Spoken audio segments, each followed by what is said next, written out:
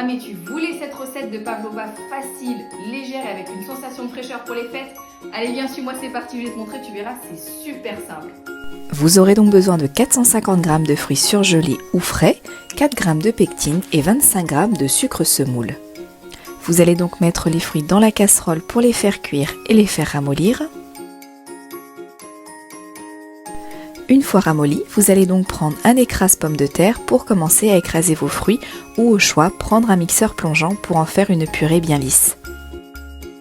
Une fois que ça commence à bouillir, nous allons donc ajouter le mélange sucre plus pectine et continuer de bien remuer jusqu'à ce que celle-ci commence à bien prendre. Ne faites pas comme moi, n'en mettez pas partout. Je laisse cuire et réduire jusqu'à arriver à une texture un peu plus épaissie comme celle-ci. Je vais donc pouvoir la débarrasser dans un film, bien au contact, et la faire refroidir au congélateur pour environ 15 à 20 minutes ou sinon directement frigo pour une prise un peu plus lente. Nous allons passer maintenant à la meringue avec 150 g de blanc d'œuf, 150 g de sucre glace et 150 g de sucre semoule. Nous allons verser dans un premier temps les blancs d'œufs dans le saladier et commencer à les faire mousser. Ici j'ai pris un petit fouet parce que à vrai dire je suis chez ma sœur donc j'avais pas trop mon repère avec mon matériel. Je vais donc commencer par les faire mousser. Une fois bien mousseux, je vais donc pouvoir ajouter mon sucre en une seule fois. Comme je vous le dis, ça fera largement l'affaire. Bon, je vous avoue qu'avec un petit batteur de ce style, ça prend un peu plus de temps à faire monter. On va peut-être sortir le batteur du garage. Bon, ça y est, je suis sauvée, ma meringue pourra enfin prendre. Je la fais donc monter comme ceci pour qu'elle ait, comme je vous le dis à chaque fois, un petit bec bien tendre, pas trop ferme mais qui se tienne quand même. Donc arrivé à ce stade-là, voilà, c'est parfait, on arrête de battre. On va donc incorporer le sucre glace tamisé en une seule fois, pareil. On va remuer délicatement avec la maryse du centre vers l'extérieur sans casser la meringue pour arriver à cette texture, comme je vous le dis, bien fondante et bien tendre.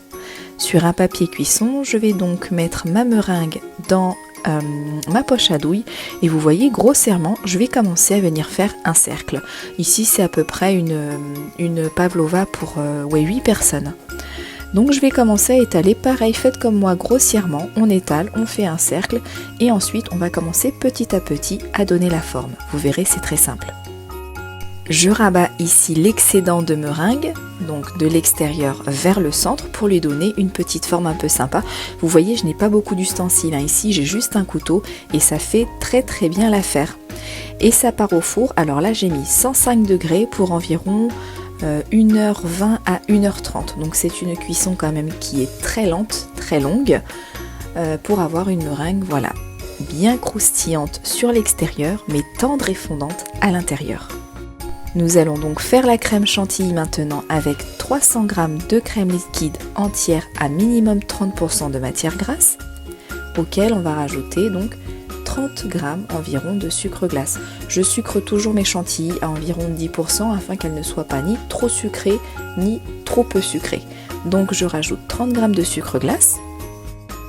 Pour le petit côté saveur, je vais donc ajouter un sachet de sucre vanillé.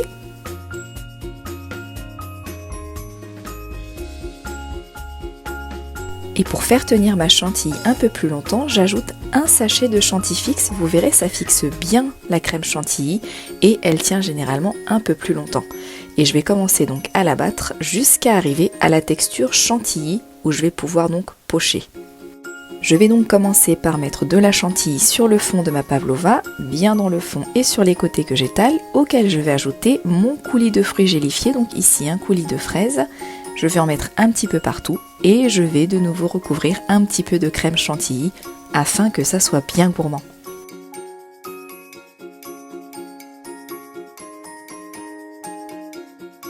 Et une fois bien recouvert, je vais donc pouvoir mettre les fruits de mon choix. Alors moi j'ai préféré prendre des framboises parce que très sincèrement j'adore ça et je trouve ça bien gourmand également.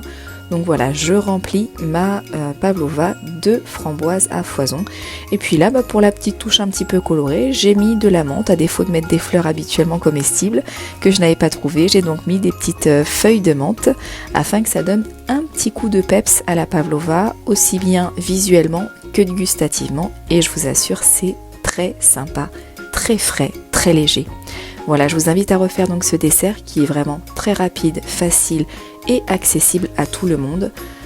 Pas besoin, vous voyez, de gros matériel, un petit batteur, un petit couteau, une petite poche à douille et voilà, ça fait largement l'affaire pour le 31 décembre, un repas festif, léger et très gourmand.